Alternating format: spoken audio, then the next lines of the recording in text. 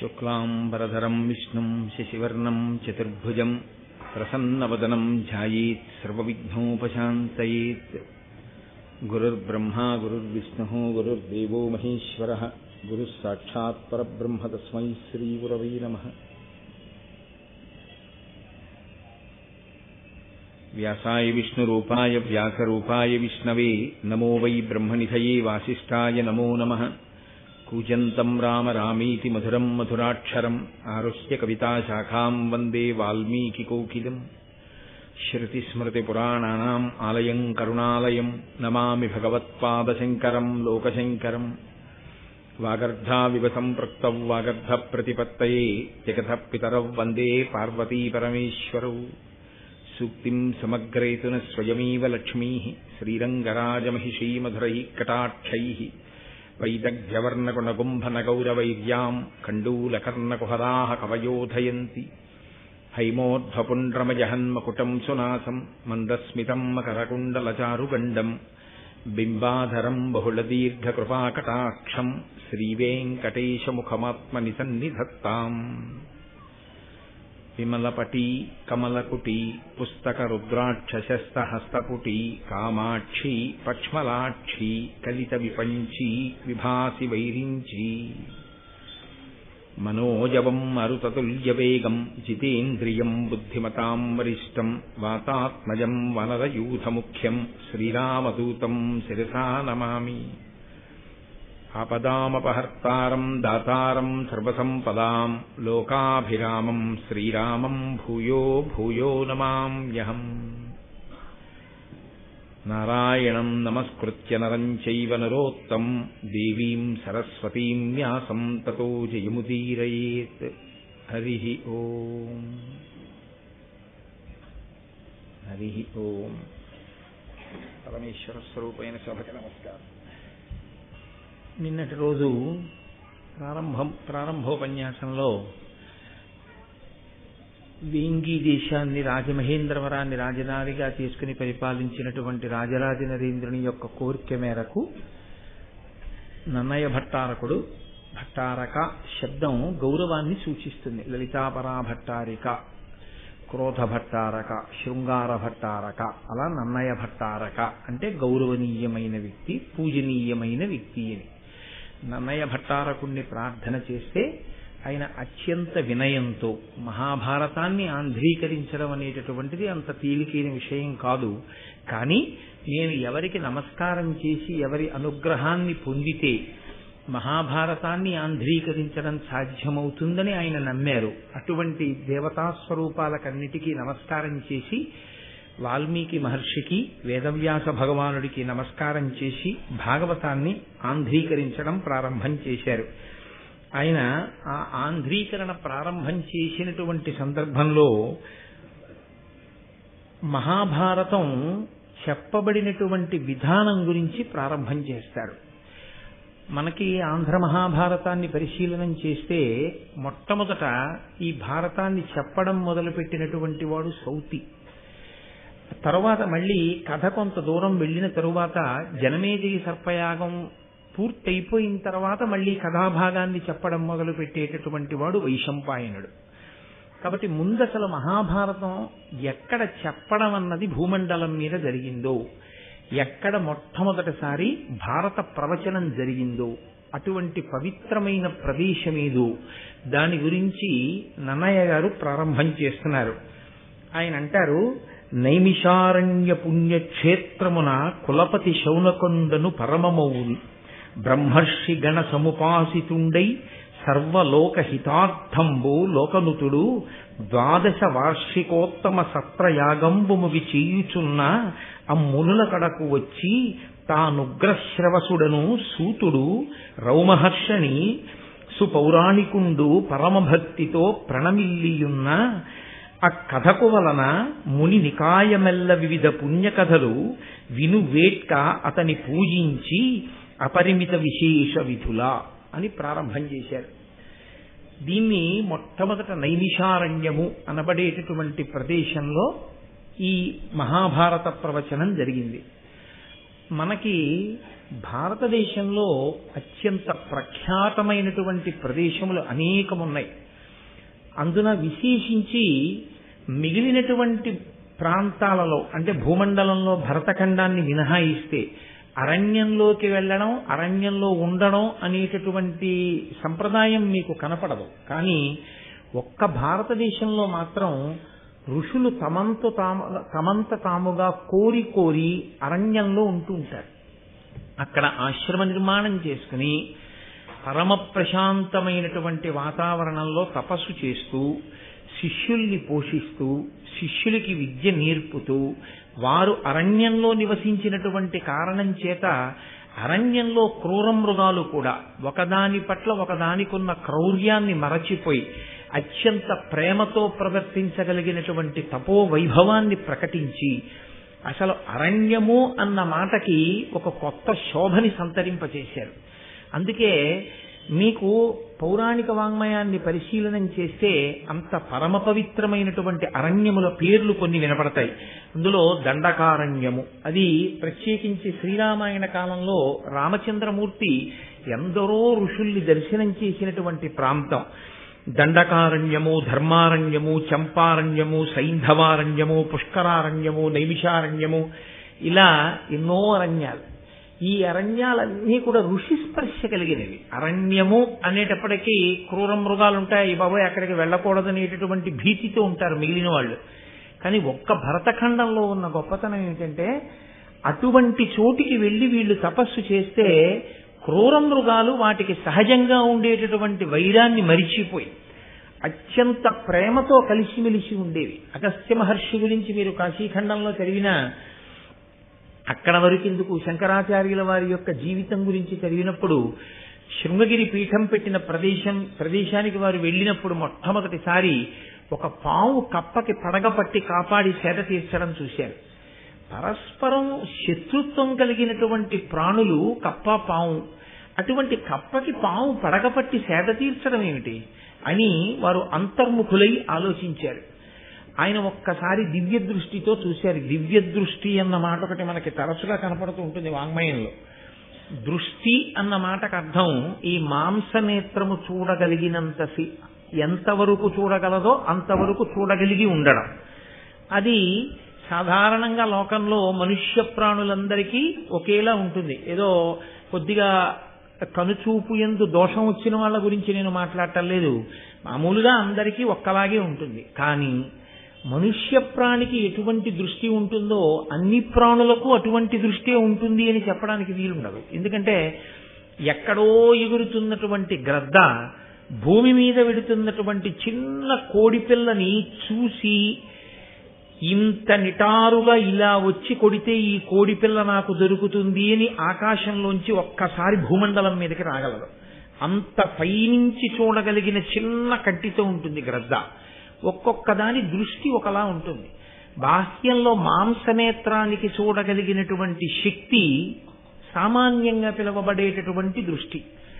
దివ్య దృష్టి అంటే ఈ బాహ్య నేత్రాన్ని మూసి ఒక్కసారి దేని గురించి ఆలోచిస్తున్నారో దాని మీద దృష్టి పెడితే ఎక్కడ ఏది జరిగింది అన్నది ఇతరులకు అందని విషయం అలా కన్నులు మూసుకున్నటువంటి వ్యక్తికి గోచరం అవుతుంది, ఆయనకి తెలుస్తుంది.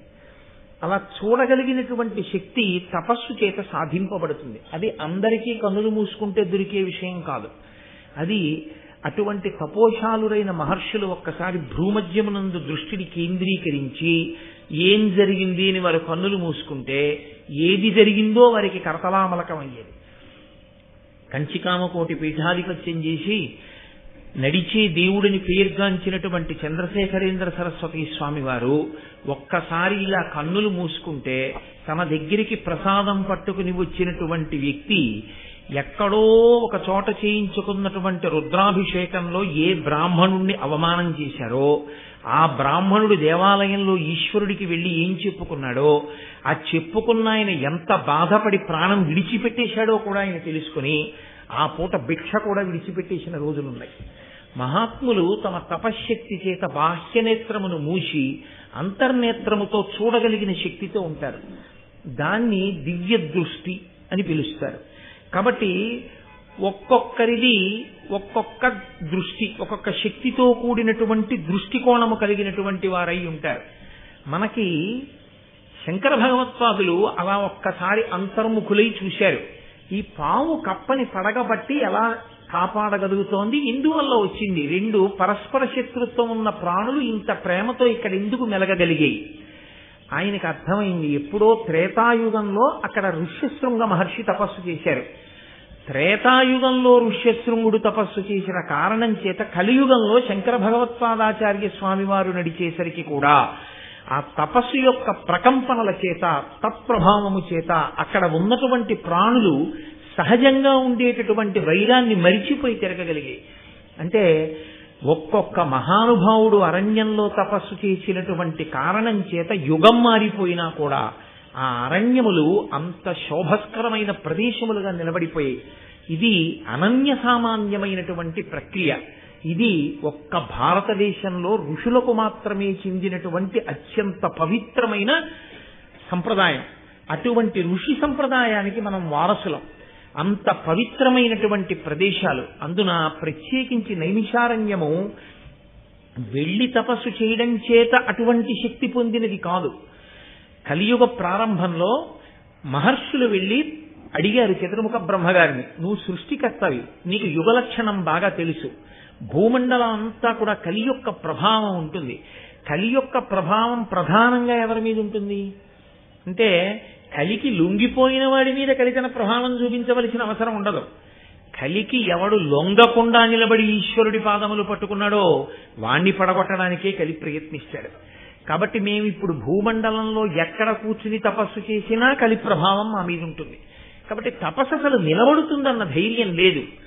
కాబట్టి మహానుభావ, భూమండలంలో ఎక్కడ మేము కలి ప్రభావానికి వశులం కాకుండా ఉండగలిగినటువంటి ప్రదేశం ఉన్నదో అటువంటి ప్రదేశాన్ని మాకు ఎరుకపరచవలసినది అని ప్రార్థన చేశారు. బ్రహ్మగారు ఒక చక్రాన్ని ఒకదాన్ని మనసా నిర్మించి విడిచిపెట్టారు. దీని వెనక మీరు వెళ్ళండి, ఇది దొల్లుతూ వెడుతుంది. వెళ్ళి వెళ్ళి వెళ్ళి వెళ్ళి వెళ్ళి ఎక్కడ దీని యొక్క నేమి, దీని ఇరుసు శిథిలమై ఇది పడిపోతుందో ఆ పడిపోయినటువంటి ప్రదేశంలో కలిపురుషుని యొక్క ప్రభావం ఉండదు. కాబట్టి మీరు అక్కడ తపస్సు చెయ్యండి అన్నారు. అదిగో అప్పుడు వచ్చింది నైమిషారణ్యం. అక్కడ ఆ చక్రం యొక్క నేమి శిథిలమై పడిపోయింది. ఆ రోజుల్లో మహర్షులు అక్కడ తపస్సు కూర్చుంటే మహాత్ములైన వారు, తపోనిష్టాగరిష్ఠులు అక్కడ కూర్చున్నారని 88,000 మంది ఋషులు చేరారట నైమిషారణ్యంలో ప్రారంభంలో. అంతమంది మహర్షుల యొక్క పాద ధూళి చేత పవిత్రమైన ప్రదేశం ఆ ప్రదేశం. అక్కడ సాక్షాత్తుగా శ్రీమన్నారాయణుడు ఆవిర్భవించాడు ఒక ప్రత్యేక కారణానికి, రాక్షస సంహారానికి. ఆ ప్రదేశంలోనే అనేక వేల మంది ఋషులు కూర్చుని వాళ్ళు సరస్వతీదేవిని ధ్యానం చేశారు. ఆ ధ్యానం చేసినప్పుడు ఆవిడ సంతోషించి కాంచనాక్షి అన్న పేరుతో ప్రత్యేకంగా ప్రవహించింది నైమిషారణ్యంలో. అందుకే ఇప్పటికీ అక్కడ ఉన్నటువంటి గోమతీ నది యందు ధర్మచక్రం తిరిగింది అని చెప్తారు. ధర్మచక్రం తిరగడము అన్న మాటకు అర్థం ఏమిటో నేను నిన్ననే మీతో మనవి చేశాను. అది కదులుతుంది. ధర్మము ఒకలా ఉండేది కాదు, ధర్మము అస్తమానం మారిపోతుంది. నేను ఇప్పుడు ఈ వేదిక మీద కూర్చుంటే నాదొక ధర్మం, వేదిక దిగిపోతే నాదొక ధర్మం. నేను వేదిక మీద కూర్చున్నప్పుడు మీరు నాతో ఒకలా ఉండాలి, నేను వేదిక దిగిన తరువాత మాట్లాడితే ఒకలా మాట్లాడాలి. నేను నా భార్య దగ్గర నిలబడితే నాది భర్తృధర్మం, నేను నా అక్క దగ్గర నిలబడితే నాది సోదర ధర్మం, నేను నా కూతురు దగ్గర నిలబడితే నాది పితృధర్మం, నా తండ్రి దగ్గర నిలబడితే పుత్రధర్మం, నేను నా కార్యాలయానికి వెడితే ఉద్యోగి ధర్మం, ఏకాదశి నాడు ఉపవాసం ధర్మం, ద్వాదశి నాడు తొందరగా పారణ ధర్మం. ఎక్కడి ధర్మం అక్కడే. ధర్మం ఒక్కలా ఉండదు. ధర్మం ఆశ్రమాన్ని బట్టి మారిపోతుంది, ఆ రోజు తిథిని బట్టి మారిపోతుంది, మీరున్న పరిస్థితిని బట్టి మారిపోతుంది. కాబట్టి ఒకలా ఉండకుండా మీరున్న దేశకాలాదులను ఆశ్రమమును బట్టి మారేది ధర్మం. కాబట్టి చక్రం తిరుగుతుంది. ఆ ధర్మాన్ని పట్టుకుని ధర్మానుష్ఠానం చేసిన వాడు చివరికి ఏది పొందుతాడు అంటే, ఏది కదలని చిట్ట చివరి స్థితో ఏది పరమసత్యమో, దేనికి మార్పు లేదు, ఏది షడూర్ములకు అతీతమో, ఏది షడ్వికారములకు అతీతమో అటువంటి సత్యమైన ఆత్మ ఎరుకలోకి వస్తుంది. ఆత్మ కొత్తగా దర్శనం అవ్వడం ఉండదు, ఆత్మ తెలియబడుతుంది. ఎందుకంటే ఉన్నది ఆత్మయే. ఆ ఆత్మ తెలియబడి అద్వైతానుభూతి ఎందు ప్రవేశిస్తాడు. కాబట్టి ఆ ధర్మచక్రము అక్కడ ఉన్నటువంటి గోమతీ నది జలములలో తిరిగిందిట. అందుకే నైమిషారణ్యానికి వెళ్ళి ఆ గోమతీ జలాలలో స్నానం చేసి అక్కడ పురాణ ప్రవచనాన్ని వింటారు. కారణం ఏమంటే ఆ నైమిషారణ్యానికి ఉన్నటువంటి శక్తి అటువంటిది. అక్కడ ఎందరో మహర్షులు కూర్చుని తపస్సులు చేసినటువంటి ప్రదేశం. అందుకే నన్నయ్య గారు భారతాన్ని ఆంధ్రీకరించడం ప్రారంభం చేస్తూనే అంతటి గొప్ప ప్రదేశము, ఆ ప్రదేశమే మహాభారతము ప్రవచనం చేయబడినటువంటి మొట్టమొదటి వేదిక భూమండలంలో. అక్కడే మహాభారతం ప్రవచనం చేయబడింది. ఎందుకు ప్రవచనం చేయబడింది అంటే, నైమిషారణ్య పుణ్యక్షేత్రమున కులపతి శౌనకుండను పరమమౌని బ్రహ్మర్షి గణ సముపాసితుండై సర్వలోకహితార్థంబు లోకనుతుడు 12 వార్షికోత్తమ సత్ర యాగంబు ముగి చెయ్యుచున్నా. అక్కడ శౌనకుడు అనబడేటటువంటి కులపతి ఉండేవారు. కులపతి అన్న మాటకు అర్థం 4 వేదములను స్వరంతో గురువుగారి దగ్గర నేర్చుకున్నవాడై వేదము యొక్క ఉపాంగములైనటువంటి కల్పము, జ్యోతిషము, నిరుక్తము, శిక్ష, వ్యాకరణము ఇటువంటి 6 కూడా వేదము, వేదాంగములు అంటారు. వేదాంగములతో కూడినటువంటి 4 వేదములను చదువుకున్నవాడై ప్రతిరోజు 11,000 మందికి భోజనం పెడుతూ పోషిస్తూ వేదపాఠాలు చెప్పడానికి అవకాశాన్ని, వ్యవస్థని కల్పించిన వాడెవరో ఆయనకి కులపతి అని పేరు. కాబట్టి శౌనకుడు కులపతి. అక్కడ నైమిషారణ్యంలో కులపతిగా శౌనకుడు ఉండేవాడు. అంటే ఆయన 4 వేదములు చదువుకుని 6 వేదాంగములను చదువుకున్నవాడై మౌని. ఇన్ని చదువుకున్నవాడు కాబట్టి ఎక్కువ మాట్లాడేవాడు కాడు. ఎప్పుడూ తనలో తాను మననము చేస్తుండేవాడు. అది చాలా చాలా గొప్ప విషయం. వినడం ఎంత గొప్పదో మననం చేయడం అంత గొప్పది. ఎందుకనంటే మననము చేత మాత్రమే ధారణ ఏర్పడుతుంది. మననము చేత పుస్తకములోని విద్య మీ విద్యగా మారుతుంది. పుస్తకంలో ఉన్న విద్య మీ విద్య కాదు. ఎందుకంటే పద్యం కావాలంటే మీరు చూస్తే దోషం కాదు. కానీ అసలు ధర్మమేది అన్న ప్రశ్న వచ్చినప్పుడు అన్నిటికీ పుస్తకమే చూడాలండి అని మీరంటే అసలు మీరు అనుష్ఠించగలిగినది పోతుంది. కాబట్టి పుస్తకంలో ఉన్నది నీరుగా మారిపోవాలంటే అలా మార్చగలిగినటువంటి ప్రక్రియకి మననమే కారణం. ఎంత లోపల తిప్పుతాడో, విన్నదాన్ని ఎంత పరిశీలనం చేస్తాడో, ఎంత జ్ఞాపకం తెచ్చుకుంటాడో అంత బాగా పట్టుకుంటుంది. అందుకే చాలా చమత్కారం ఒకటి ఉందండి. దేవతలు బ్రహ్మ విద్యని సాధించారు. ఈ బ్రహ్మ విద్య రాక్షసులకు అందకూడదు, పాడు చేస్తారు. కాబట్టి ఎక్కడ దాచాలి దీన్ని అని అడిగారు. పట్టుకెళ్ళి దధీచి మహర్షి దగ్గర దాచండి అన్నారు. బ్రహ్మ విద్యనంతటినీ పట్టుకెళ్ళి దధీచికి ఇచ్చారు. ఇప్పుడు దధీచి ఎక్కడ దాచాలి? ఆయన ఆ బ్రహ్మ విద్యని మననం చేసి అస్థిగతం చేసేశాడు.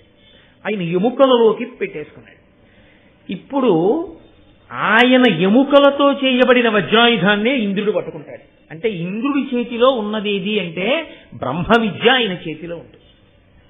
కాబట్టి అంత జాగ్రత్తగా దాచారు అనడానికి అర్థం ఏమిటంటే అత్యంత జాగ్రత్తగా విద్యని దాచడం అన్న మాటకు అర్థం ఏమిటో తెలుసా అండి? మీలో పెట్టేసుకోవడం. ఐశ్వర్యాన్ని మీదిగా చేసుకోవడం అన్న మాటకు అర్థం ఏమిటో తెలుసా? దానం చేయలేదు. కాబట్టి దేన్ని ఏది చేస్తే మీదవుతుందో తెలుసుకుని ఉండడమే శాస్త్రం. మీరు ఒకలా అనుకుని చేసినది మీకు అభ్యున్నతినివ్వదు. శాస్త్రం ఏది చెప్పిందో అది మీరు చేస్తే అది మీదవుతుంది. కాబట్టి విద్య మీది కావడము అంటే విద్యని నిరంతర మననం చెయ్యాలి. ఎప్పుడో ఎక్కడికో వెళ్ళినప్పుడు ఏదో చెప్తానండి కాదు, ఎప్పుడూ లోపల తిరుగుతూ ఉండాలి, తిప్పుతూ ఉండాలి. ప్రయత్నపూర్వకంగా కాదు, అది అలవాటుగా మారి తిరుగుతూ ఉండాలి. అలా తిరగడం చేత, మననము చేత ఆ విద్య ఏది ఉందో అది కరతలామలకం అవుతుంది. అది స్ఫురణ యందు నిలబడిపోతుంది.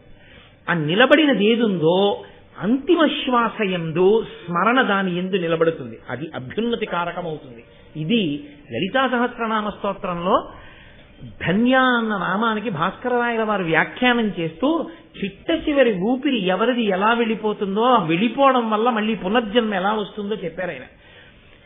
తన వారి మీద వ్యామోహం, డబ్బు మీద వ్యామోహం పెట్టుకున్నా, తన శత్రువు మీద వ్యామోహం పెట్టుకున్నా తిరియక్కుగా వెళ్ళిపోతాడు. వెన్నుపాము అడ్డంగా మాత్రమే ఉండే ప్రాణిగా వెడతాడు. ఇక నిలువుగా వెన్నుపాము ఉండదు. అంటే మనిషిగా ఉండడు. దేనిగా ఉంటాడు అంటే కుక్కగానో, పిల్లిగానో, పందిగానో ఏవైనా వెన్నుపాము అడ్డంగా ఉండవలసింది. అటువంటి ప్రాణి ఎవడు శాస్త్రముని నిరంతరము తలుచుకుంటూ ఉంటాడో. ఎందుకని? స్మరణ మనసు మీద ఆధారపడుతుంది, మనసు ఊపిరి మీద ఆధారపడుతుంది. ఊపిరిని కానీ మీరు నియంత్రించగలిగితే మనసు నియంత్రింపబడుతుంది. అందుకే పూజ చేసే ముందు ప్రాణాయామం చేస్తారు. ప్రాణాయామం దీనికి చెయ్యాలి అంటే మనసుని నిలబెట్టడానికి చేస్తారు. మనసుని నిలబెడితే ఏమవుతుందంటే సంకల్ప వికల్పములు ఆగుతాయి. సంకల్ప వికల్పము లాగితే ఆందోళనలు ఆగుతాయి. ఆందోళన లాగితే ఒత్తిడి ఆగుతుంది. ఒత్తిడి ఆగితే ఆరోగ్యం నిలబడుతుంది. అందుకు ప్రాణాయామం వచ్చింది. మీరు చూడండి, మనసుని విడిచిపెట్టారనుకోండి ఇన్నిటినో సృష్టిస్తుంది. అంతే, ఎక్కడ లేని ఆందోళన పుడుతుంది. ఈ ఆందోళన ఆరోగ్యానికి భంగకరం అవుతుంది. ప్రాణాయామం చేసేది దేనికి అంటే ప్రాణాయామముగా కాదు ఆరోగ్యకారకం. ప్రాణాయామము మనసును నియంత్రించే సాధనంగా ఆరోగ్యకారకం. కాబట్టి నన్నయ్య గారు ఒక్క మాట అన్నారు అంటే శిశపద్యంలో ఆయన ఏమి ఊసుకోక ఏదో అనేటటువంటి మాట కాదు. నైమిషారణ్యము అని ఆయన అన్నారు అంటే అంత పరమ పవిత్రమైన ప్రదేశం ఆ ప్రదేశం. అక్కడ శౌనకుడు ఉన్నాడు. ఆయన తానొక్కడే అనుభవించేవాడు కాదు. ఆయన ఇన్ని చదువుకున్నవాడై ఆయన గొప్పతనం ఏమిటంటే భగవంతుడి గురించి చెప్పేవాడొచ్చాడు అంటే చేతులొగ్గి నమస్కరించి అయ్యా మీరు చెప్పండి అని ఉన్నతమైన ఆసనం మీద కూర్చోపెట్టి తాను కూర్చుని పరమ ప్రీతితో, పరమ భక్తితో, పరమ గౌరవంతో అడిగి తెలుసుకుంటాడు. భారతం లాంటి గ్రంథాలని మీరు పరిశీలనం చేసి జాగ్రత్తగా చదివినా విన్నా ఇది చెప్పండి అని అడిగేటప్పుడు ఎంత మర్యాదగా అడగవలసి ఉంటుందో మీకు అర్థమవుతుంది. ఆ భారతాన్ని సరిగ్గా చదవకపోతే, సంస్కారంలో దోషం ఉంటే ఎప్పుడు ఏది ఎలా అడగాలో కూడా తెలియని పరిస్థితి వస్తుంది. కాబట్టి నైమిషారణ్యం అనేటటువంటి పుణ్యక్షేత్రంలో శౌనకుడనేటటువంటి పరమ మౌని ప్రతిరోజు 11,000 మందికి అన్నదానం చేశాడు మహానుభావుడు. భోజనం పెట్టి వేదవేదాంగములను శ్రవణం చేయించేవాడు. ఆయన పరమమౌని బ్రహ్మర్షి గణ సముపాసితుండై సర్వలోకహితార్థంబు. ఆయన ఇన్ని చదువుకున్నవాడు, పరమ మౌని అయినవాడు, చుట్టూ బ్రహ్మర్షులతో కూడి ఉన్నటువంటి వాడు. ఆయన చేస్తున్నదేమిటి అంటే 12 సంవత్సరములు కొనసాగేటటువంటి సత్రయాగాన్ని చేస్తున్నట్ట. యాగములు అనేకమైనటువంటి యాగములుంటాయి. మళ్ళీ ఇందులో సత్రయాగము అని ఒక యాగం.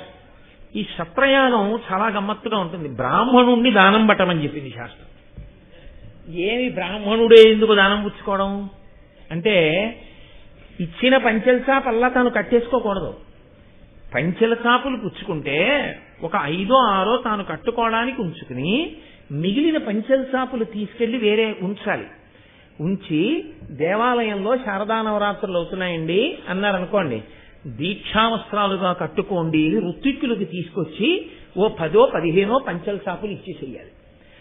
బ్రాహ్మణుడు నేర్చుకోవలసిన మొదటి లక్షణం ఏమిటంటే కేవలము ఉన్నదాన్ని తాను అనుభవించుట కాదు, వైదిక సంస్కారము పెరగడానికి మళ్లీ తనకి వచ్చిన దాన్ని తిరిగి పెట్టుబడిగా ఇచ్చేస్తూ ఉండాలి. తాను అనుభవించడానికి బ్రాహ్మణుడు పుచ్చుకోకూడదు. అందుకే బ్రాహ్మణుడి జీవితము అంత నిరాడంబరంగా ఉండాలి అని శాస్త్రాలు చెప్పడానికి కారణం అదే. కాబట్టి సత్రయాగము అన్న మాటకు అర్థం ఏంటంటే దానికి యజమానులు ఉండరు. యజమాని ఉంటాడు, చేయించేవారు ఉంటారు యాగాన్ని. యజమాని అంటే కోరిక ఆయనది, ఆయన కొరకు యాగం జరుగుతుంది. దశరథ మహారాజు గారికి పిల్లలు లేరు. దశరథ మహారాజు గారు వశిష్ఠుణ్ణి ఆశ్రయించాడు. వశిష్ఠుడు అన్నాడు అశ్వమేధయాగం చెయ్యాలన్నాడు. అశ్వమేధయాగం చేస్తే ఏమవుతుంది? వశిష్ఠుడికి ఏం కలిసి రాదు. సంతానము కలగకుండా ఏ దోషము ప్రతిబంధకంగా దశరథ మహారాజు గారికి అడ్డం వచ్చి నిలబడిందో ఆ దోషము తొలగిపోతుంది. ఇప్పుడు ఆ దోషము తొలగడానికి ఈ యాగము చెయ్యవలసి ఉంటుంది వశిష్ఠుడు చెప్పాడు. ఇప్పుడు ఆ యాగం చేశాడు. ప్రతిబంధకం పోయింది. ఇప్పుడు ఏం కావాలి? సత్పుత్రులు కావాలి. పుత్రకామేష్టి చెయ్యి. ఇప్పుడు కొడుకులు కావాలని అడుగు. పాపం పోయింది. ఇప్పుడు నీకు కొడుకులు కలుగుతారు. ఇప్పుడు ఇష్టి చేశాడు. పాయస పాత్ర పట్టుకుని యజ్ఞపురుషుడు పైకి వచ్చాడు. యాగము అన్న మాట, హోమము అన్న మాట, బలి అన్న మాట 3 ఉంటాయి. వాటిని కొంచెం జాగ్రత్తగా మీరు పరిశీలనం చేయవలసి ఉంటుంది. యాగము, యాగశాల అని ఉంటాయి. ఇప్పుడే పొద్దున్న కుంభాభిషేకానికి వేస్తారు పక్కన యాగశాల. యాగశాల ప్రవేశమే అద్భుతమైన విషయం. అసలు ఆ దీక్షావస్త్రాలు కట్టుకుని మంగళవాయిద్యాలతో లోపలికి వెడతారు. అందరూ యాగశాలలోకి వెళ్ళకూడదు.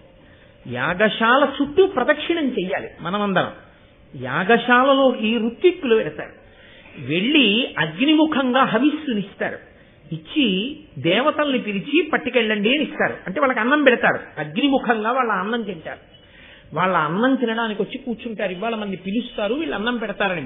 మనం పిలిచామనుకోండి, భోజనానికి రండి అంటాం, తప్పు. దేవతార్చనకి రండి అనాలి.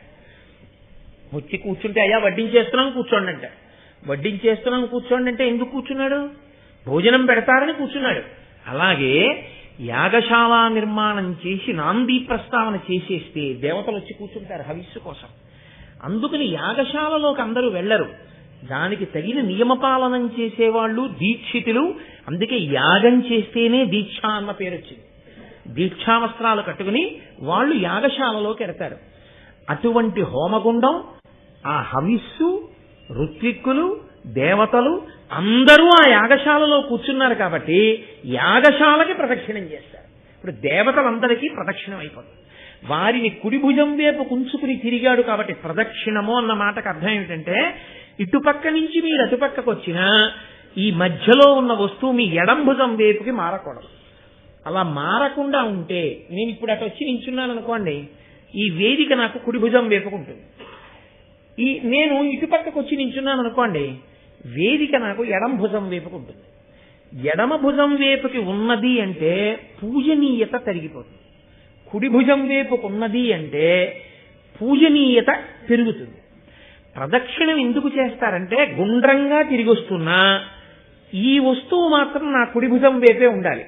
అంటే ఇది పరమ పవిత్రము అని గుర్తు ఏమిటంటే, దీనికి గుండ్రంగా తిరిగేటప్పుడు కుడి భుజం దీని వైపుకే ఉండాలి. ఇది ఇంత పవిత్రమైన వస్తువు కాబట్టి దీని చుట్టూ నేను తిరిగినప్పుడు దీనిలో ఉన్న శక్తి నా మీద ప్రసరిస్తుంది. ప్రసరించి నాకు అభ్యున్నతినిస్తుంది.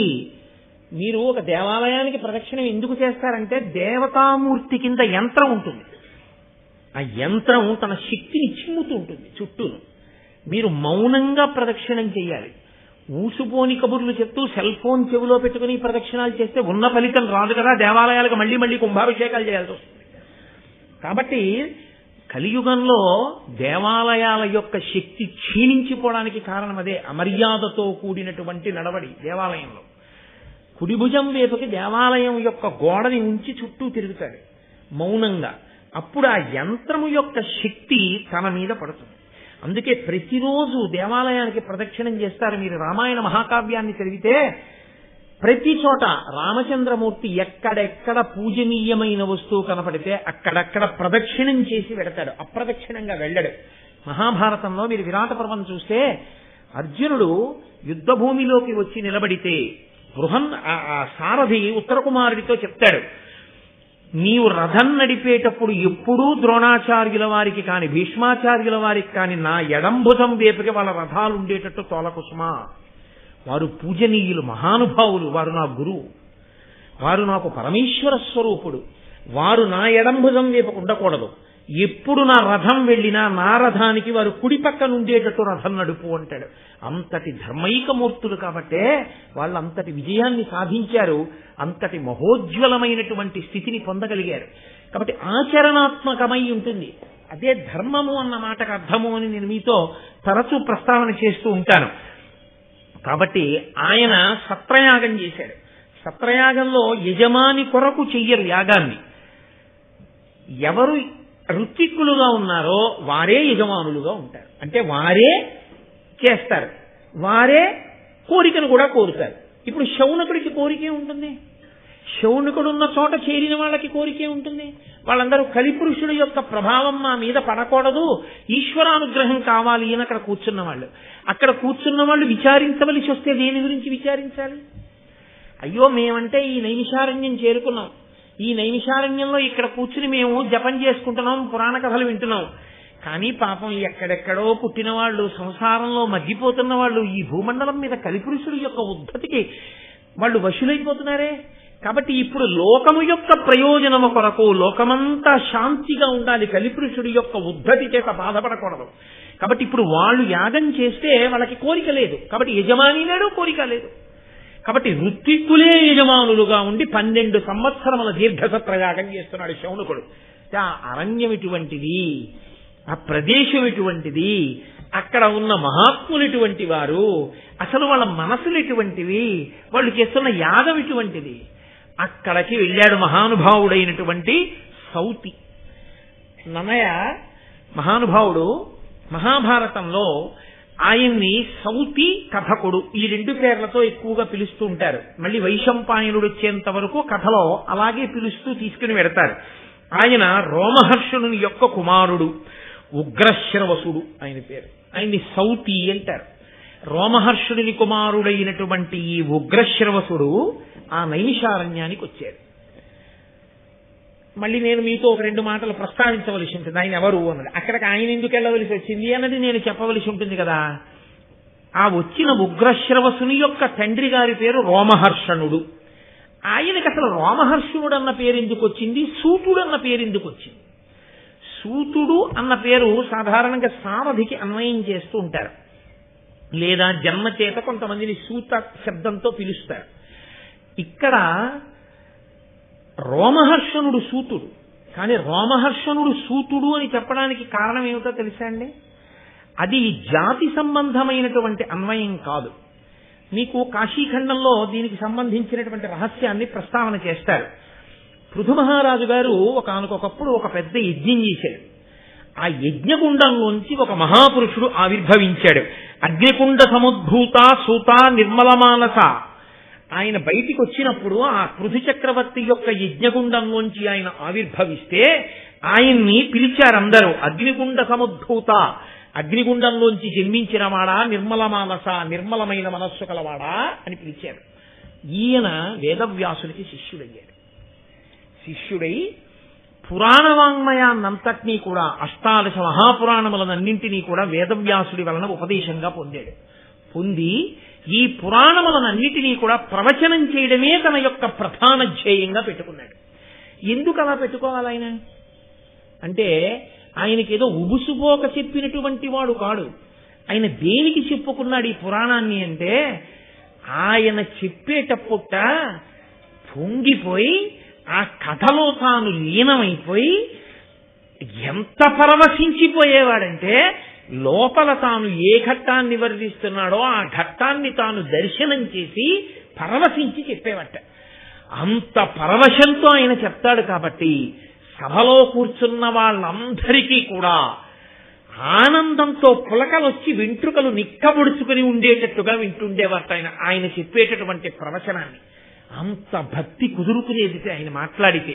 అలా మాట్లాడాడు కాబట్టి ఆయనకి రోమహర్షణుడు అని పిలిచారు. అగ్నిగుండంలోంచి ఉద్భవించాడు కాబట్టి సూత అని పిలిచారు. అటువంటి సూతుడు రోమహర్షణుడు.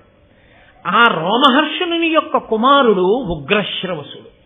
ఈయనకి కూడా తండ్రి గారి పోలికే వచ్చింది.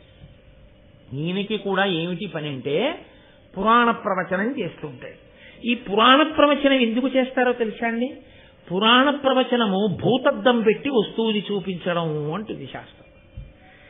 వేదం ఉంటుంది. వేదము రాజశాసనం ఎలా మాట్లాడుతుందో అలా మాట్లాడుతుంది. సత్యం వద ధర్మంచరా అంతే, ఇంకేం అందం, ఊరుకుంటుంది. ఇప్పుడు వేదంలో ఉండేటటువంటి సమస్త ఆచార కాండని స్మృతులు చెప్తాయి.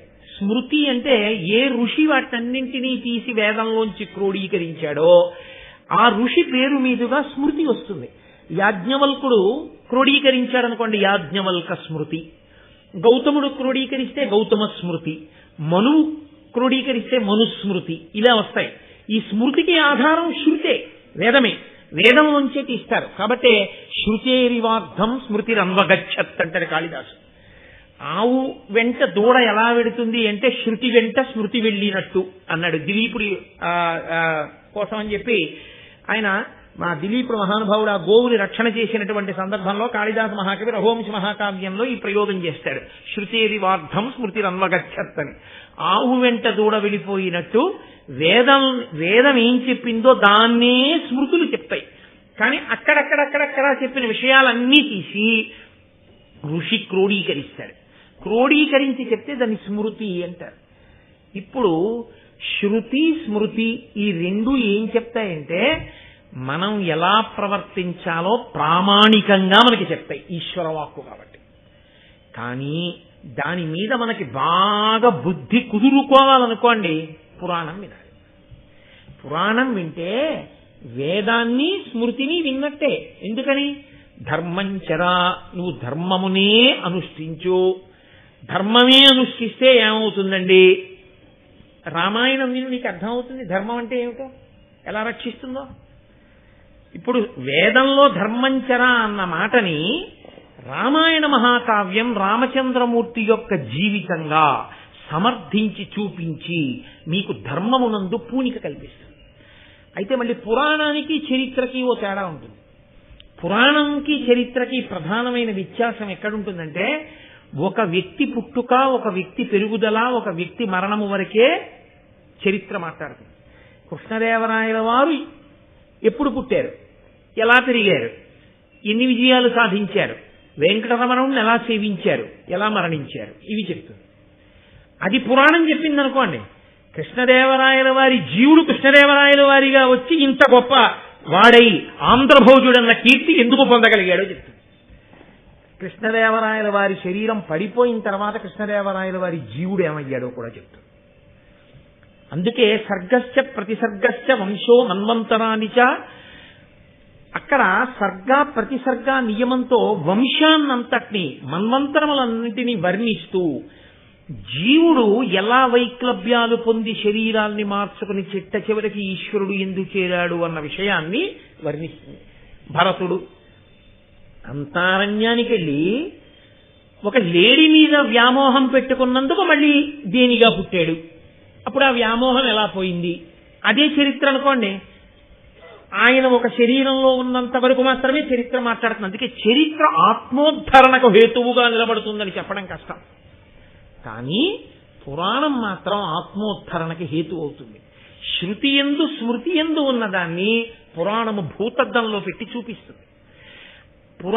శృతి వింటే నాకు అర్థమైందండి అని అందరూ చెప్పలేరు, కానీ వేదాన్ని వినడమే చాలు. స్మృతి వింటే నాకు అర్థమైందండి అని అందరూ చెప్పగలరా అంటే చెప్పడం కష్టం. పురాణం వింటే నాకు అర్థం కాలేదండి అనడానికి ఏం ఉండదు. ప్రవచనం అన్న మాటకు అర్థం ఏంటంటే ప్రకృష్ట వచనం, బాగా ఊపి చూసి కర్ర బాగా పాతుకుందో లేదో ఆయనే ఊపి చూస్తాడు ఒకసారి. అలా పూర్వాపర విచారణ చేస్తూ కథని సమర్థిస్తూ శృతితో స్మృతితో అనుసంధానం చేస్తూ జరిగినటువంటి మాట తేలికగా మన మనసులో ధర్మం నిలబడేటట్టుగా చేస్తుంది. మనం ధర్మమునందు అనురక్తులమయ్యేటట్టు చేస్తుంది. అందుకు ప్రవచనం చేశారు. సూతుడు చేసిన, రోమహర్షణుడైన సూతుడు చేసిన, ఆయన కొడుకైనటువంటి ఉగ్రశ్రవసుడు చేసిన, దేని కొరకు చేశారు ప్రవచనం అంటే వాళ్ళకేదో ఉబుసుపోక కాలక్షేపం లేక అదే పనిగా చెప్పుకుంటూ వెళ్ళిన వాళ్ళు కారు. అందుకే మీకు ఈ పురాణ ప్రవచనము అనబడేటటువంటి ఈ ప్రక్రియ ప్రపంచపటంలో ఏ దేశంలో, ఏ సంప్రదాయంలో, ఏ విశ్వాసంలో మీకు కనపడదు. పురాణమును ప్రవచనము చెయ్యడము అనేటటువంటిది కేవలము సనాతన ధర్మమునందు మాత్రమే ఉన్నది. కాదు, మీకు ఒక యథార్థం చెప్తాను. దేవాలయానికి వచ్చినప్పుడు పెద్దలైనటువంటి వారు ఒక మాట అడుగుతారు, ఇక్కడ ఎప్పుడైనా రామాయణం చెప్పారా అని అడుగుతారు. ఇక్కడ రామాయణం చెప్పారండి అన్నారనుకోండి, ఆ ప్రాంగణానికి ఒక ప్రత్యేకమైన శక్తి ఉంటుంది. అన్నిటికన్నా ఒక ప్రాంగణం పునీతమైంది అని ఎప్పుడు చెప్తారో తెలుసా అండి? అక్కడ భారతం చెప్పి ఉంటే.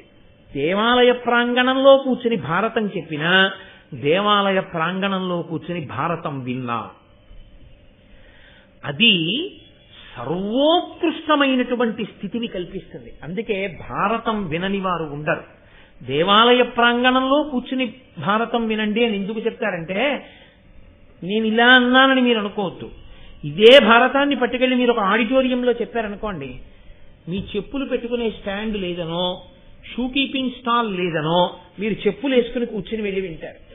చెప్పేవాడు మాత్రం వాడికి ఉన్న నిష్ట కొద్దీ చెప్పులు విప్పి కూర్చుని వాడు చెప్తారు. అంత పరమ పవిత్రమైన భారతాన్ని, పంచమ వేదాన్ని చెప్పులతో కూర్చుని వినడం అన్నది ఎంత దోషం అవుతుంది.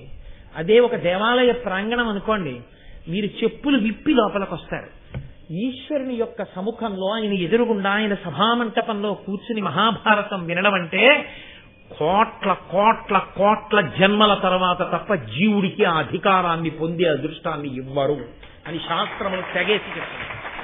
ఎందుకని అంటే మహాభారత ప్రవచనాన్ని వినడమే అంత గొప్ప. ఎందుకని ప్రతి చోట ధర్మ సూక్ష్మ సమన్వయమే, ప్రతి మాటలో ధర్మ సూక్ష్మ సమన్వయమే. అంత గొప్పగా ధర్మము అనబడేటటువంటి పతాకాన్ని ఎగరవేస్తుంది మహాభారతం. కాబట్టి ఇప్పుడు అక్కడికి ఈ ఉగ్రశ్రవసుడు ఆయన ప్రవచనం చేయగలిగినటువంటి దిట్ట ఆయన అక్కడికి వచ్చారు. ఆయనకెవరు కనబడ్డారు? శౌనకుడు, శౌనకుడితో పాటుగా అక్కడ బ్రహ్మర్షులు ఉన్నారు. ఇప్పుడు ఎవరు ముందు నమస్కారం చెయ్యాలి? కాబట్టి ఉగ్రశ్రవసుని యొక్క వినయం ఏమిటంటే ఆయనే బ్రహ్మర్షులకు నమస్కారం చేశారు. నమస్కారం చేసి కూర్చుంటే వాళ్ళందరూ గబగబా ఆయన చుట్టూ చేరారు. ఒక మహాత్ముడు కనపడినప్పుడు ఆయనతో ఏది మాట్లాడాలో, ఎలా మాట్లాడాలో తెలిసుండి మాట్లాడినవాడు ధన్యతని పొందినవాడు తప్ప ఎవరి దగ్గర ఏది మాట్లాడాలో తెలియక మాట్లాడినవాడు అవకాశం వచ్చినా జార విడుచుకున్నవాడు. ఆయనని వాళ్ళు ప్రశ్న వేశారు, అయ్యా మేమందరం కూడా ఇదిగో ఈ నైమిషారణ్యంలో చేరాం, ఇక్కడ 12 సంవత్సరములు జరిగేటటువంటి సత్రయాగాన్ని నిర్వర్తిస్తున్నాం, మేమందరం కూడా భగవంతుని యొక్క పుణ్యకథలు వినడమనందు అనురక్తులమైనటువంటి వాళ్ళం. నీవు మాకు ఏమైనా భగవత్ సంబంధమైనటువంటి విశేషాలు చెప్పవలసింది. నువ్వు ఎక్కడెక్కడ తిరిగి వచ్చావు, ఈ మధ్యకాలంలో ఏం చూశావు, ఏ తీర్థముల యందు స్నానం చేశావు, ఏ క్షేత్రములు చూశావు అని అడిగారు. మనకి శాస్త్రంలో ఇదో గమ్మత్తైనటువంటి మాట, తీర్థయాత్ర అంటాం తప్ప క్షేత్రయాత్ర అనం. నిజానికి వాడు వెంకటాచలం వెళ్ళొచ్చాడు, తిరుపతి వెళ్ళొచ్చాడు, ఎక్కడికి వెళ్ళొచ్చారండి అన్నారు అనుకోండి, తీర్థయాత్రకి వెళ్ళానండి అంటాడు. తీర్థయాత్రకి వెళ్ళానన్నావు కదా, ఏం చేశావు? వెంకటాచలం వెళ్ళి వాళ్ళు ఇచ్చిన రూమ్లో గీత వేసుకుని స్నానం చేసి వెంకటేశ్వర స్వామి వారి దర్శనం చేసుకొచ్చాడు స్వెటర్ వేసుకుని. అదే తీర్థయాత్ర కాదు. ప్రకృష్టమై పరమ పవిత్రమైన ప్రదేశముల యందు అనేకమైన పేర్లతో తీర్థములుంటాయి. ఒక వెంకటాచల క్షేత్రం ఉందనుకోండి, ఎన్నో తీర్థములుంటాయి. తీర్థము అన్న మాటకు అర్థం ఏమిటంటే దాని యందు స్నానం చేస్తే మీకు ఇచ్చే శక్తి ఏమిటిస్తారో తెలుసా అండి? మీరు ఒక యజ్ఞము చేసిన ఫలితాన్ని మీ ఖాతాలో వేస్తారు. యజ్ఞము చేస్తే సోమయాజి అంటారు. వాడు యజ్ఞం చెయ్యాలి. గృహస్థాశ్రమంలో ప్రవేశించేది ఎందుకు అంటే యజ్ఞం చేయడం కోసం, యాగం చేయడం కోసం. యజ్ఞయాగాదులు జరిగినప్పుడు ఆర్థికంగా ఆదుకోవడం కోసం, వాడి బలాన్ని దానికి దాపుగా పెట్టి రక్షించడం కోసం ఏది చెయ్యగలిగితే అది చెయ్యాలి యజ్ఞయాగాది క్రతువులలో. కానీ వాడు అన్ని చెయ్యలేకపోతున్నాడేమోనని అనుగ్రహించి ఈశ్వరుడు కలియుగంలో తీర్థములను ప్రవహింపజేశాడు. తీర్థము వేరు, నది వేరు. తీర్థమునందు స్నానం చేస్తే యజ్ఞం చేసిన ఫలితం ఇస్తారు. వేదంలో చెప్పారు ఈ మాట. కాబట్టి తీర్థమునకు వెళ్ళిన వాడు ఏం చెయ్యాలి అంటే, యాత్రకు వెళ్ళిన వాడు తీర్థంలో స్నానం చేసి రావాలి. వాడు తీర్థంలో స్నానం చేసి వచ్చినవాడు కనుక వాడు యజ్ఞము చేసి వస్తున్న వాడితో సమానం. కాబట్టి ఇప్పుడు వాడు స్నానం చేసి ఉన్నాడా లేడా చూడరు. వాడు రైలు దిగ్గానే కనపడినా తీర్థయాత్రకు వెళ్ళొచ్చాడంటే కాళ్ళకి నమస్కారం చేస్తాడు. యజ్ఞం చేసి వస్తున్న వాడితో సమానం అవుతాడు వాడు. అందుకొచ్చాయి. అందుకని యాత్రకు వెడితే స్నానం చేస్తాం. అందుకు కదూ మనం కాంచీ క్షేత్రానికి వెడితే అందరం కలిసి చక్కగా అక్కడ క్షేత్రంలో ఉన్నటువంటి ఒక గొప్ప దేవాలయంలో రథసప్తమి నాడు సంకల్పం చెప్పుకుని అందరం ఆ జిల్లేడాకులు రేగుపండు పెట్టుకుని, అవన్నీ ఎందుకు పెట్టుకుంటారో ముందు 4 మంచి మాటలు చెప్పుకుని సంకల్పం చేసుకుని అందరం అక్కడ ఉన్నటువంటి తీర్థంలో స్నానం చేసి వచ్చాం. అది చెయ్యాలి. అలా చెయ్యమని శాస్త్రాలు చెప్తున్నాయి. కాబట్టి వాళ్ళందరూ అక్కడ చేరి ఉన్నది ఎందుకు అంటే, నువ్వు ఏ ఏ తీర్థములలో స్నానం చేసి వచ్చావు నీకన్నీ తెలుసు. నువ్వు పురాణ వాంగ్మయం అంతా చదువుకున్నావు. చదువుకున్నావు కాబట్టి ఎక్కడ ఏ క్షేత్రం ఉందో తెలుసు, ఏ తీర్థం ఉందో తెలుసు. కాస్త పెద్ద ఆయనతో ఎందుకు వెడతారండి యాత్రకి? వాళ్ళు తిరగలేక ఎవరితో వెళ్ళారో, ఎవడు కొంచెం అందులో తెలుసున్నవాడు అనుకుంటారో వాడి పెట్టి వీళ్ళందరూ పట్టుకుంటారు. ఆయన పెట్టి పట్టుకోవడం ఎందుకు అంటే ఆయనకి తెలుసు, ఆయన 4 మాటలు చెప్పి చూపిస్తాడని తాపత్రయం. అలా వెళ్ళలేకపోయిన వాళ్ళు అయ్యా ఏమి చూసి వచ్చారంటే మిగిలిన వాళ్ళని అడిగి తెలుసుకుని సంతోషిస్తారు కదా. అలా మీరేమేమి చూసి వచ్చారో మీకు అన్ని తెలిసి ఉంటాయి కదా. కాబట్టి మాకు చెప్పండి. తీర్థయాత్రకి వెళ్ళొచ్చిన వాళ్ళింటికి వెళితే అడగవలసిన ప్రశ్న ఇది. వాళ్ళు కూడా ఏం మాట్లాడాలంటే వాళ్ళు తీర్థయాత్ర ప్రారంభం దగ్గర నుంచి మననం చేసుకోవాలి. ఎక్కడెక్కడికి వెళ్ళాం, ఏ గుళ్ళోకి వెళ్ళాం, ఆ గుళ్ళో ఏం చూసాం, అక్కడ స్థల పురాణం ఏమిటి, ఏ తీర్థం, దాని గొప్పతనం ఏమిటి, ఏం స్నానం చేశాం, అక్కడ ఏ మహాత్ముల గురించి మనం విన్నాం, వాళ్ళు జ్ఞాపకం పెట్టుకుని ఇంటికి వచ్చిన వాళ్ళకి వాళ్ళు చెప్తూ పోతే ఆ చెప్పడం చేత విన్నవాడు తరిస్తాడు, వీళ్ళకి మననమవుతుంది. మళ్లీ మళ్లీ తీర్థముల పేరు, మళ్లీ మళ్లీ క్షేత్రముల పేరు స్మరించినంత మాత్రం చేత ప్రాసంగిక పుణ్యం పడుతుంది. అది గమ్మత్తు. మీరు కంచి వెళ్ళొచ్చి అయ్యా ఎక్కడికి వెళ్ళొచ్చారండి అన్నారు అనుకున్నా, భయ ఏదో వెళ్ళాను ఎదురా, ఊరు పేరు కూడా వదులుతుంది, నిద్ర లేదు సరిగ్గా, వాడు పడుకొని ఇచ్చాడేంటి, రాత్రి 11ంటికి పడుకోమనేవాడు, మళ్ళీ 4:00 లేవండనేవాడు, ఇంకేం నిద్ర, అమ్మ నాయనో ఇంకెప్పుడు వెళ్ళకూడదన్నారు అనుకోండి, ఆ ఊరి పేరు కూడా చెప్పకుండా ఇంకెందుకు ఆ యాత్ర చేయడం కాదు. మీరు స్మరించి 4 మాటలు చెప్తున్నారు అనుకోండి. అరుణాచలం వెళ్ళామండి, గిరి ప్రదక్షిణం చేశాం అంటే గిరి ప్రదక్షిణ ఏంటండి అంటే స్థూల శివుడు అండి, కొండ, 8 దిక్కుల దేవాలయాలు ఉన్నాయి, దక్షిణాన యమలింగంతో ప్రారంభం అని మీరు వర్ణన చేస్తుంటే మానసికంగా వెళ్ళిపోతుంటారు. ఒకసారి మీరు మాట్లాడుతుంటే ప్రాసంగిక పుణ్యం, ఆ పేర్లు కలుసుకున్నారు కాబట్టి. అందుకే తీర్థయాత్ర అన్న మాట మీద అన్ని విషయాలు పేర్కొన్నాయి శాస్త్రాలు. సరే ఇప్పుడు నేను మళ్ళీ తీర్థయాత్ర అనగానే అని మళ్ళీ ప్రవచనం ఎందుకు కానీ దాని గురించి అందుకు అడగడం. వాళ్ళు నైమిషారణ్యంలో ఉన్న వాళ్ళు చేతకాక ప్రశ్న వేశారని మీరు అనుకోకూడదు. మహాభారతము ధర్మ సూక్ష్మ సమన్వయము. మహాభారతం వింటే మనం ఏం చెయ్యాలో మీరు తెలుసుకోవాలి, నేను తెలుసుకోవాలి. కాబట్టి ఆ ఊంచుకోవడం కోసం భారతం వినడం తప్ప నన్నయ్య గారు బాగా రాశారని నన్నయ్య గారికి సర్టిఫికెట్ ఇవ్వడానికి భారతం చదువుకోవడం ఎందుకు? నన్నయ్య గారికి సర్టిఫికెట్లు మీరు నేను ఇవ్వక్కర్లేదు, ఆయన తరిగిపోయారు. ఆయనకి సర్టిఫికెట్ ఇవ్వడానికి భారతం చదువుకోక్కర్లేదు, మనం తరించడానికి నన్నయ్య గారి దగ్గర ఏం నేర్చుకోవాలో తెలుసుకోవడానికి భారతం వినాలి. కాబట్టి ఇప్పుడు ఆయన బ్రహ్మర్షులకు నమస్కరించారు, వాళ్ళందరూ ఆయన్ని ప్రశ్న వేశారు. ఆయన అన్నారు శమంతక పంచకాన్ని చూసి వచ్చారు. ఎందుకు ఈ మాట వచ్చింది అంటే వాళ్ళు ప్రశ్న వేసేటప్పటికే వీళ్ళకి ఇది చెప్తే బాగుండన్న ఉత్సాహం ఒకటి పెళ్ళుబుకుతోంది ఆయనలో. అంటే ఇది చెప్తే బాగుండని ఆయనకు అనిపించింది అంటే అన్నీ తెలుసున్నవాడు ఇది చెప్తే బాగుంటుంది అనుకున్నాడు అంటే అది ప్రయోజనకరమైన విషయము అని మీరు నమ్మవలసి ఉంటుంది కదా. లేకపోతే ఆయనకు ఆ పొంగెందుకు వస్తుంది? కాబట్టి ఆయనకి ఏది జ్ఞాపకం వచ్చిందంటే శమంతక పంచకం జ్ఞాపకానికి వచ్చింది. అక్కడ పరశురాముడు 21 మార్లు ఈ భూమండలం అంతా కూడా దండయాత్ర చేసి క్షత్రియులను తెగటార్చి వారి రక్తంతో 5 సరోవరాలను ఏర్పాటు చేసి ఆ రక్తంతో పితృదేవతలకి తర్పణ చేశాడు. అప్పుడు వాళ్ళు అయ్య బాబోయ్ ఇంకా ఇలాంటి అలజడి వద్దురా నాయన, ఇంకా క్షత్రియ సంహారం చెయ్యకని చెప్పిన తర్వాత ఆయన శాంతించాడు. అదిగో అంత గొప్ప ప్రదేశం ఆ శమంతక పంచకాన్ని, కురుక్షేత్రాన్ని, జనమేజయుణ్ణి, యాగాన్ని, ఇవన్నీ చూసొస్తున్నారు. అంటే వాళ్ళన్నారు మేమేది వింటే బాగుంటుంది, మేమేది తెలుసుకుంటే బాగుంటుంది. ఇది అడగవలసింది. మీరు వేదిక మీద వెళ్ళిన వ్యక్తి దగ్గరికి తీసుకొచ్చి ఇలా ఓ కాగితం ఇచ్చి ఇది చెప్పండి అని అడగకూడదు. ఏది మీకు చెప్పాలో వేదిక మీద కూర్చున్న వాడికి తెలిసి ఉంటుందని మీరు నమ్మవలసి ఉంటుంది. అది వినయం. ఆ వినయం లేని వాడికి వినే అర్హత ఉండదు. ఆ వినయం ముందు నేర్చుకోవలసి ఉంటుంది.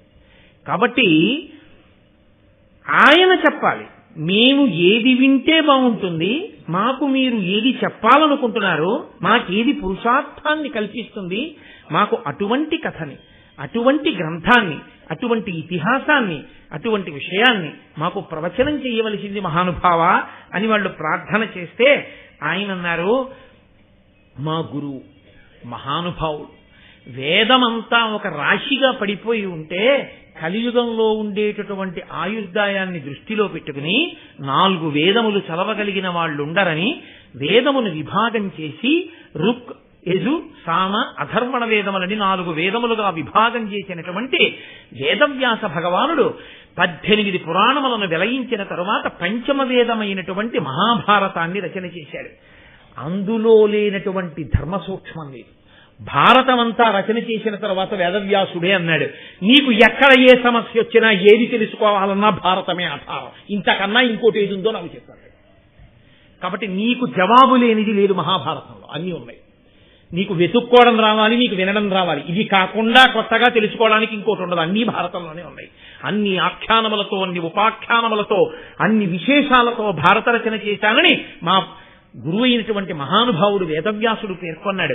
అటువంటి మహాభారతం ఉందే, దాన్ని ధర్మతత్వజ్ఞులు ధర్మశాస్త్రం బని, ఆధ్యాత్మ విధులు వేదాంతమనియు, నీతి విచక్షణులు నీతిశాస్త్రం బని, కవి వృషభులు మహాకావ్యమనియు, లాక్షణికులు సర్వలక్ష్య సంగ్రహమని, ఐతిహాసికులితిహాసమనియు, పరమ పౌరాణికుల్ బహుపురాణ సముచ్చయం బని మహి కొనియాడుచుండ, వివిధ వేద తత్వ వేది వేదవ్యాసుడు ఆదిముని పరాశరాత్మజుండు, విష్ణు సన్నిభుండు విశ్వజనీనమై పరగుచుండ చేసే భారతంబు. సాక్షాత్ విష్ణు స్వరూపుడైనటువంటి వేదవ్యాసుడు రచన చేసినటువంటి ఆ మహాభారతం ఉందే, దాన్ని ధర్మతత్వజ్ఞులు ధర్మశాస్త్రం అని, ధర్మము యందు నిష్ణాతులైనటువంటి వారు మహాభారతాన్ని ఇదే ధర్మశాస్త్రం అని పిలుస్తారు. చూడండి, నన్నయ్య గారి అనురక్తి చూడండి. ఆంధ్రీకరించేటప్పుడు మహాభారతానికి కితాబు ఇవ్వవలసి వస్తే దాన్ని మొట్టమొదట ఏ పేరుతో దాన్ని అన్వయం చేశారో చూడండి, ధర్మం. ఈ ధర్మమే ప్రాతిపదిక, దీని పేరే సనాతన ధర్మం. ఆ ధర్మమునే బోధ చేయడానికే సమస్త వాంగ్మయం వచ్చింది. ఆధ్యాత్మ విధులు వేదాంతమనియు, వేదాంతము అంటే వేదముల చివర ఉండేవి ఉపనిషత్తులు. ఆ ఉపనిషత్తుల యందు శిష్యుడు గురువుని ప్రశ్న వేస్తాడు. ప్రశ్న వేస్తే గురువు మాట్లాడతాడు. మాట్లాడితే దాని వలన జ్ఞానము కలిగి, ఆ జ్ఞానము వలన మళ్లీ పుట్టవలసిన అవసరము లేని పునరావృత్తి రహిత శాశ్వత శివ సాయుధ్య స్థితి ఏర్పడుతుంది. అటువంటి మోక్షకారకమైనటువంటి వేదాంతం ఏది ఉన్నదో ఆ వేదాంతమే మహాభారతమని వేదాంతులు చెప్తారు. నీతి విచక్షణులు నీతి శాస్త్రం బలి. లోకంలో నీతి మాట్లాడేటటువంటి వాళ్ళందరూ మహాభారతం కన్నా నీతి శాస్త్రం లేదు అంటారు. కాబట్టి మహాభారతం గురించి మాట్లాడినా, మహాభారతంలోని ఏ వ్యక్తి గురించి పుస్తకాలు రాసినా ఆ కోణంలో చూసి వ్రాయాలి, ఆ కోణంలోనే మహాభారతాన్ని చూడాలి తప్ప ఇంకొకలా చూసి కవిత్వపరమైన అన్వయం చేసే అధికారం ఎవరికి ఉండదు అన్నది తీర్పు. కాబట్టి కవి వృషభులు మహాకావ్యమనియు, గొప్ప కవులు దాన్ని మహాకావ్యము అని పిలిచారు. ఇంతకన్నా కావ్యం ఉండదు లోకంలో. లాక్షణికులు సర్వలక్ష్య సంగ్రహమని, లాక్షణికులు ఇంతకన్నా గొప్ప లక్ష్యశాస్త్రము వేరొకటి లేదు అన్నారు. ఐతిహాసికులు ఇతిహాసమనియు, ఇతిహాసము అన్న మాటకు అర్థం నేను నిన్న మీతో ప్రస్తావన చేశాను. ఇది ఇలాగే జరిగిన యథార్థమైన గాథ. యథార్థముగా జరిగిన ఒక గాథని ఇంత గొప్పగా చెప్పగలగడం వ్యాసుడికి తప్ప అన్యులకు సాధ్యం కాదు.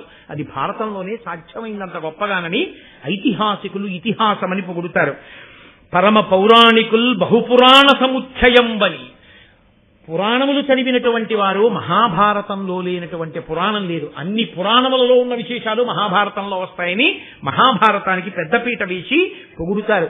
వివిధ వేద తత్వ వేది, అనేకమైనటువంటి వేదముల యొక్క తత్వానికంతటికి పుట్ట, ఆ మూలకందమైనటువంటి వేదవ్యాస మహర్షి ఉన్నారే, ఆదిముని మొట్టమొదటి మహర్షి, మహానుభావుడు, పరాశరాత్మజుండు, పరాశరుని యొక్క కుమారుడు, విష్ణు సన్నిభుండు, సాక్షాత్ విష్ణు స్వరూపమైనటువంటి వాడు, వ్యాసో నారాయణ స్వయం. అటువంటి వాడు మనకి అందించినటువంటి మహాభారతం. నేను దాని గురించి ప్రవచనం చేస్తాను, చక్కగా మీ అందరూ వినండి అని. అక్షౌహిణి అన్న మాటకు అర్థమేమిటో, పర్వం అంటే ఏమిటో, మహాభారతంలో ఎన్ని పర్వాలున్నాయో, ఆ పర్వాలలో ఉండేటటువంటి కథా సారాంశం ఏమిటో, ఒక్కొక్క పర్వానికి ఒక్కొక్క పేరు ఎందుకు వచ్చిందో 18 పర్వముల గురించి విహంగ వీక్షణంగా ఒక్కసారి చెప్పాడు. సంక్షేప రామాయణం అంటారు చూసారా, అలా ఒక్కసారి. ఇలా ఎందుకు చెప్తారో తెలుసా అండి? జిజ్ఞాసు అయినటువంటి వాడైతే అమ్మో ఇన్ని విషయాలున్నాయి, మనకి మళ్ళీ ఎలా అందుతుందిరా, ఇది వినాలి, ఇలా ఆయన చెప్పి వెళ్ళిపోవడం కాదు, వివరంగా విందామని బాగా నాకు వివరించి చెప్పండి అని అడుగుతారు. వివరించి చెప్పమని అడగడం శిష్యునకు ఉండవలసిన లక్షణం.